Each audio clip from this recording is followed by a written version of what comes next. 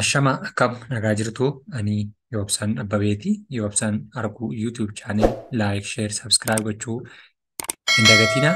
Eeyyeegaa akkuma yeroo darbee barnoota afaan Oromoo kutaawwan garaa waliin ilaalaa turre har'a immoo maxxantuu danoomsuu yookiin maxxantuu baay'ina agarsiiftu hudduduubaan dhufteetti maxxanuutiin kan agarsiistu kan waliin ilaallu ta'a jechuudha.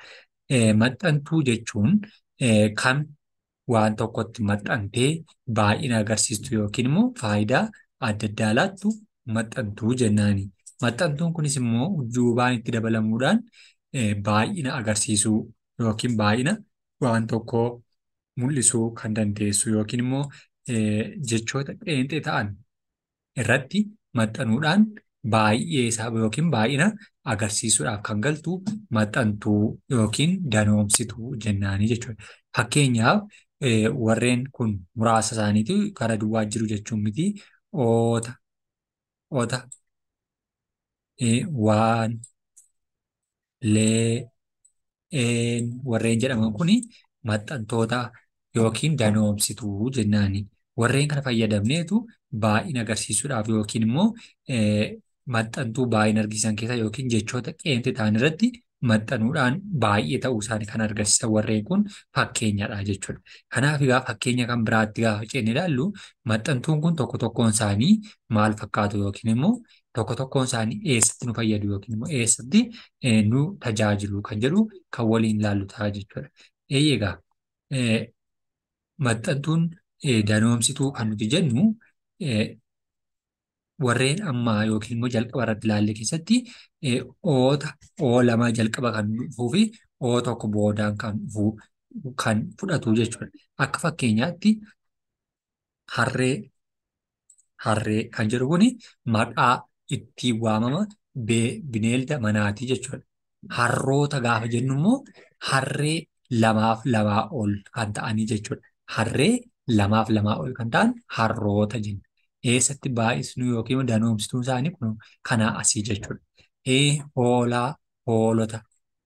Hoolaa kan jedhu maqaadha.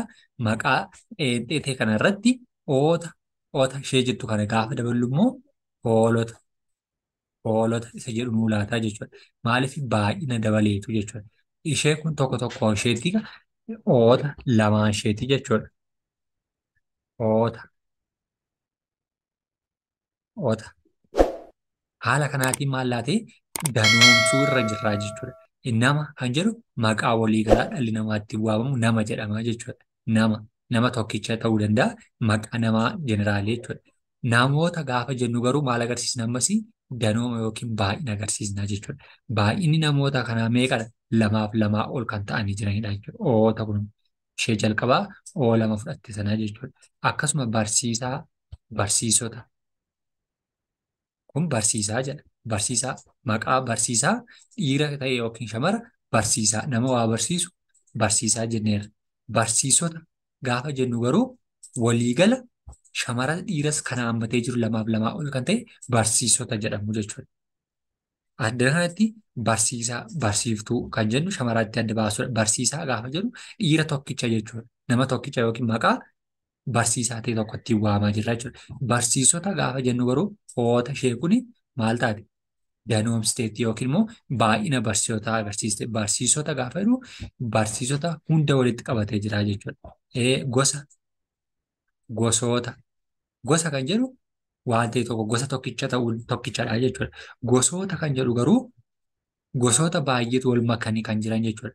Fakkeenyaaf boqqolloo, boobee, saalbii, xaafii warreen jennu gosoota jennaa jechuudha. Ji'oota. Ji'a kan jennu ji'a fulbaanaa qofa ta'uu danda'a jechuudha. Ji'oota kan jedhu garuu ji'oota meeqa qabatee jira? Ji'oota 5 qabachuu danda'a. Ji'oota 6 qabachuu danda'a. Ji'oota 10 qabachuu danda'a. Ji'oota 12 qabachuu danda'a. Ji'oota jennaan oonni kun addunyaa asitti danooma isaanii agarsiisaa jiru yookiin immoo baay'ina isaanii agarsiisaa jira jechuudha. Inni kan biraan baroota. Bara kan jennu bara 2015. Tokkicha kana agarsiisna. Baroota kan jennu garuu bara 2002 hanga 2015 baroota kana gidduu kan jiran. Bara 2013 hanga 2015 gidduu kan jiru baroota jennee agarsiisna. Maaliifidha? Oota ishee jettu kanatu danoomsa yookiin baay'ina agarsiisa jechuudha. sangaa, sangaa, sangoota. Sangaa kan jennu maqaa tokkicha kan agarsiisaa jiru. Sangoota kan jennu garuu sangoota baay'ee kan ta'an, sangoota lamaaf lamaa ol kan ta'an kan itti agarsiisnu jechuudha. Inni kan biraan garee, garee, gareewwan, garee, gareewwan. Wan ishee jettu kana kun qubee diimaadhaan kan barraa'an wan ishee jettu kuni garee isa jirru irratti gareewwan, gareewwan, wan kan jettu suni maal agarsiiste danooma yookiin baay'ina isaanii agarsiiste jechuudha. Gaaffii, gaaffii kan jedhu gaaffii hin beekamu. Gaaffii tokko ta'uu danda'a. Gaaffii akkamii akka hin ta'e hin beekamu. Gaaffiiwwan gaafa jennu garuu gaaffiiwwan akkamiiti? Gaaffiiwwan filannoo, gaaffiiwwan dhugaaf sobaa, gaaffiiwwan firoomsii, gaaffiiwwan bakka duwwaa guutuu ta'uu danda'u jechuudha. Gaaffiiwwan baay'een akka isaan keessa jiran nu agarsiisa jechuudha. Kamiif inni kunis wan kan jettu ishee akkuma jettu haasa'etti jechuudha. Gamoo, gamoowwan. Gamoo gaafa jiru maqaa manneenii waliigala isaanii agarsiisa. Mana meeqa ta'e hin beeknu jechuudha. Gamoowwan gaafa jennu garuu gamoon kun meeqadha? Lamaaf lamaa ol kan ta'anii jiran 3, 4, 5, 6 ta'uu danda'u jechuudha. Gamoowwan naannoo tokkorra tartiiba'anii jiran gamoowwan jennaan. Gamoo gaafa jennu tokkicha agarsiisa maqaa gamooti. Gamoowwan gaafa jennu garuu gamoowwan hedduun jiraachuu isaaniidha jechuudha. Meeshaa, meeshaalee. Meeshaa kan jennu gosa meeshaa akkamiiti? Hin beeknu. Meeshaadha garuu.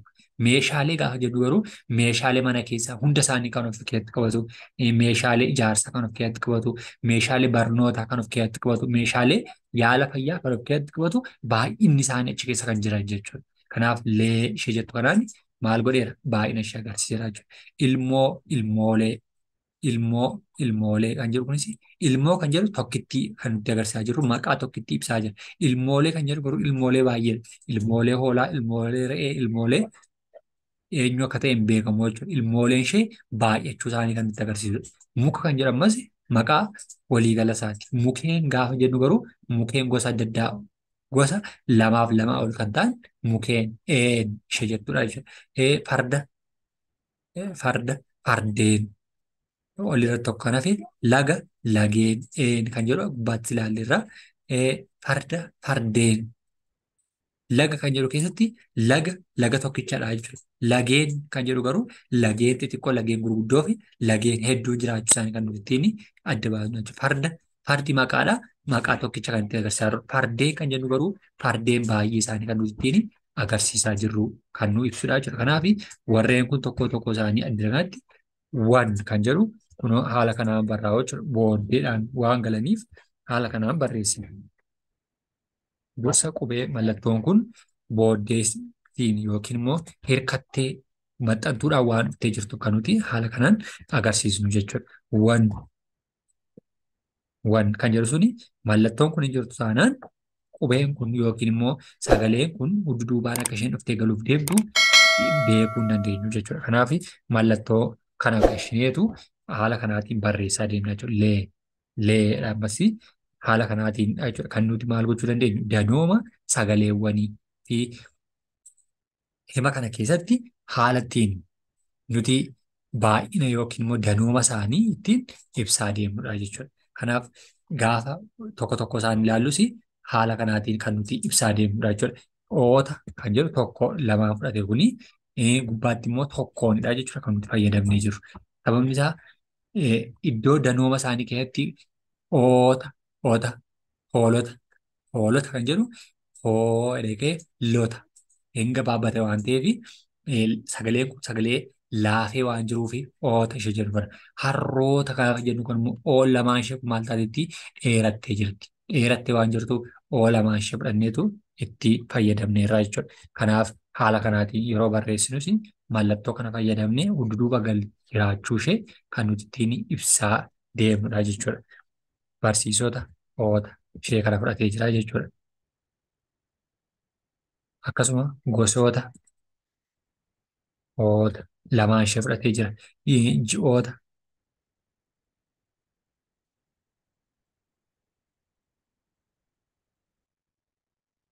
ji'oota,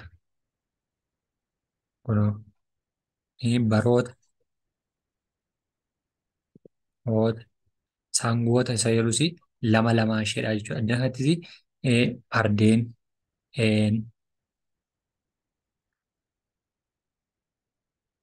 fardeen, lageen.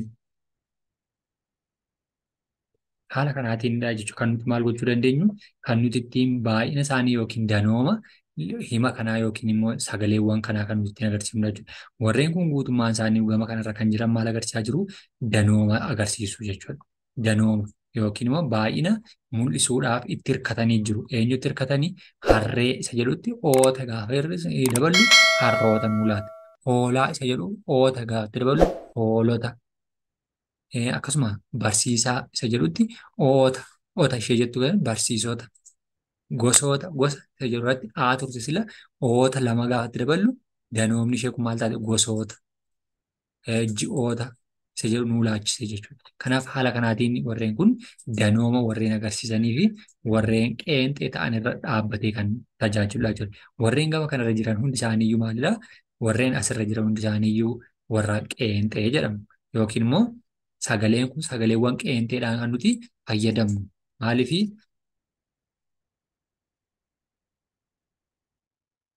warri kun warra qeenxee ta'anii nuti tajaajilanidha jechuudha. Sababni isaa warreen kana keessatti tokko tokko isaaniitiin kan nuti ibsaa jirru jechuudha. Warri sun garuu lama lama ta'aniitu maal gochaa jiru? Baay'ina isaanii lamaaf lamaa ol kan ittiin ibsanidha jechuudha. Kanaaf warreen kun warreen qeenxee jennaan. Warreen kun garuu hundi isaaniiyyuu warreen danoomaa ta'aniitu tajaajilu jechuudha. Yoo isinitti tole laayik, sheer, sabskiraayib gochuu hin dagatinaa. Galatoomaa ulfaadhaa.